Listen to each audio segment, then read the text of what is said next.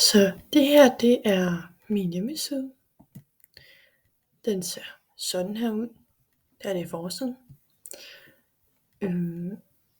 Og hvordan ser det så ud i koden? Jamen, man starter lige med at give den et navn. Det her, det er landing page, som er forordet for forsiden.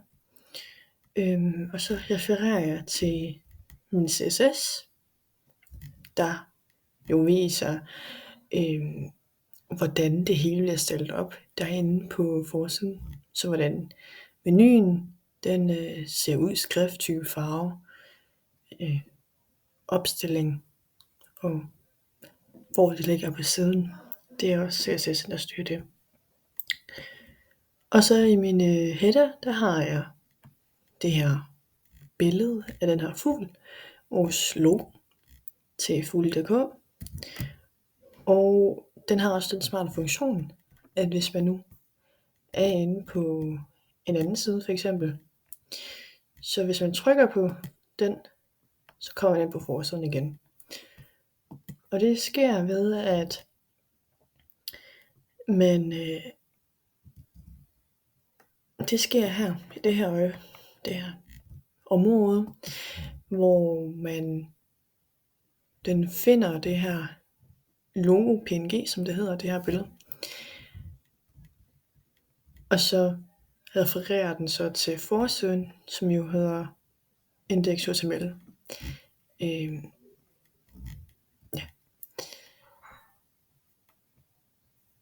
Og i menuen, som er de her 4 punkter,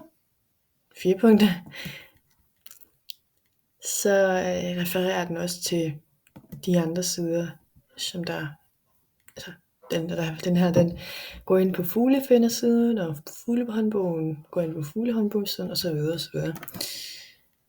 Det er jo lidt det samme som det her, bare hvor det er tekst.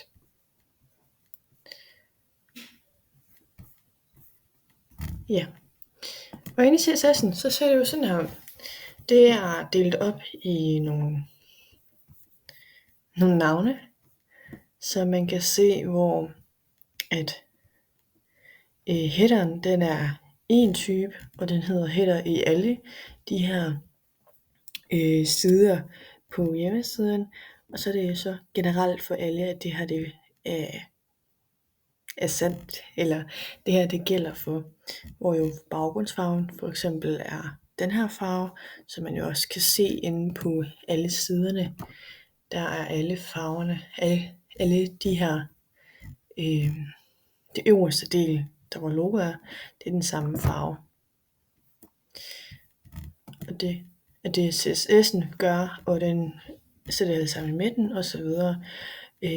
Der er også menuen, farven, og at den skal være på en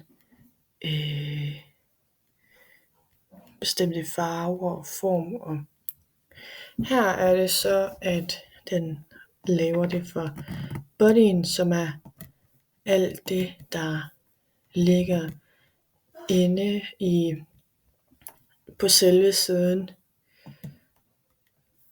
Det er alt det her. Så der hvor CSS'en går ind og siger, det skal være real skrifttype, det skal være den her størrelse tekst, og det skal stå i midten, og den skal være så høj, linjen, og for baggrundsfarven, og hvor stor skal marken være. Jeg vil så der ikke skal være noget. Og så er spørgsmålene også markeret derinde, som jo er herinde på Fuglefinder. Der kan man også se, hvordan den er stillet op inde i CSS'en. Og det er også der, hvor den her good container og good item image, der er inde på fuglehåndbogen her, hvor man kan se, det er jo inde i sådan nogle container. Og det er også CSS'en, der styrer, hvor store skal de være, hvor skal teksten ligge, hvor skal billedet ligge og sådan noget. Og her er det så fuglefinderen, som er vores funktion, eller vores beregning hedder det, hvor man kan vælge her hvilken farve af fuglens fjertræk for eksempel. Det hovedformålet med den her fuglefinder er at finde den fugl igennem de her enkelte spørgsmål, som man nu har set, men ikke kender rigtig navnet på. Og så kan man så svare på de her spørgsmål, og så kan den så komme med nogle muligheder til, hvilken fugl man nu har set. Så nu har set en sort fugl med, nu kan jeg lige se det, for det er hernede, og så enten grå, sort vinger, gule, eller en anden farve, hvordan er stor fugl, hvilken form har næbet. Og så vil jeg svare på de spørgsmål, den er kaldt quiz, som man jo også så inde i stylesen, eller inde i CSS'en. Der ligger der også den, der hedder quiz. Her. Så den viser jo også, den bestemmer jo, hvordan den her skal se ud. Som jo også er refereret til her. Igen, det med logo og dens funktion. Og så her ligger det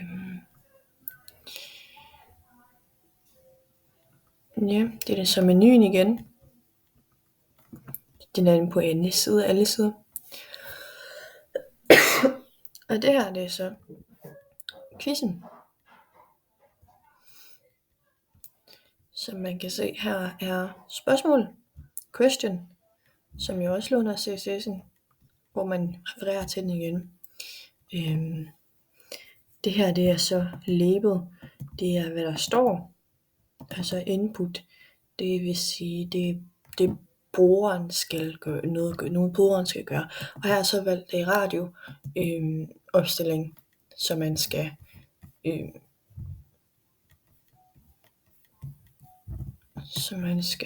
vælge sådan for punkt, og ikke indtaste selv eller drop down eller noget. Det kunne jeg også have gjort, men jeg valgte radio.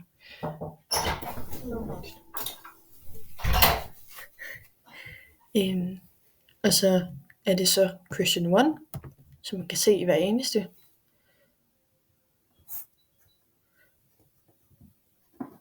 Og det er value A, fordi den er sort. Så har jeg valgt, at den skal være value A og B, C, D for hver eneste af de her svarmuligheder i question 1. Det samme igen. Det er label input. Det er bare, hvad det her skal gøre.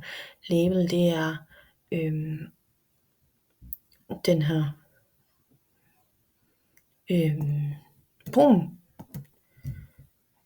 Og det er så svarmulighed D i spørgsmål 1. Og ja, det fortsætter lidt nedad.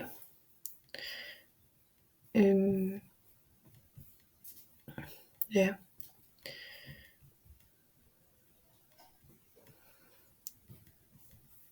Ja. Herinde i fuglehåndbogen, som jo var den side med alle de her fugle, der er jo kravmåge, ugle, stork, selvfølgelig er jo mange flere.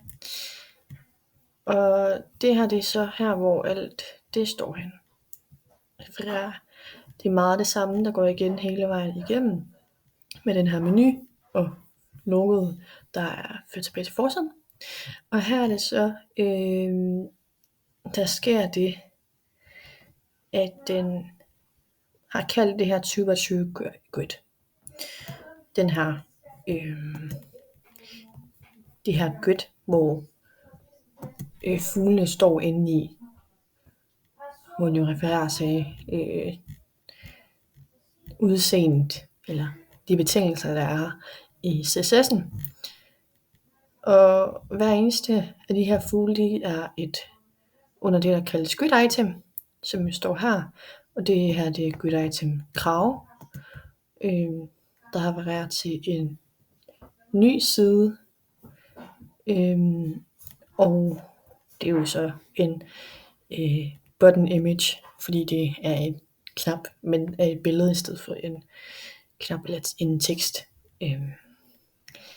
Og det fortsætter jo nedad igen med navnet, altså det der står på hjemmesiden for brugeren, hvilken side den refererer til.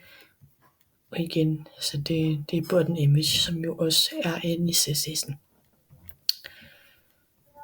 Ja. Så er jeg inde på Krage HTML.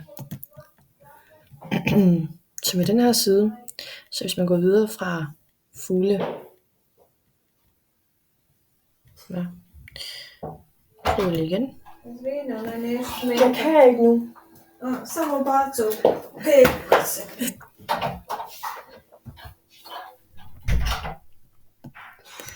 Ja. Så går man ind på, skal lige stå forfra, jeg tror det er den gale her.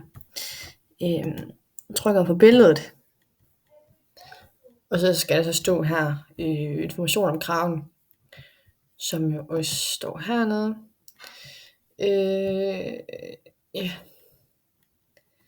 Her kan man så ændre i det, hvor her der skal stå krave, og her er det latinske navn for kraven, så billede, og så hvad billedet skal så kaldes, for at det kan justeres ud i CSS'en. Og det er det så også en del af CSS'en, eller det navn, det kaldes den del her i koden, så man kan så sættes ind i CSS'en. Ja. Og det er det så de punkter, der er. Det er så navnet på den. Ja. Det var lidt det.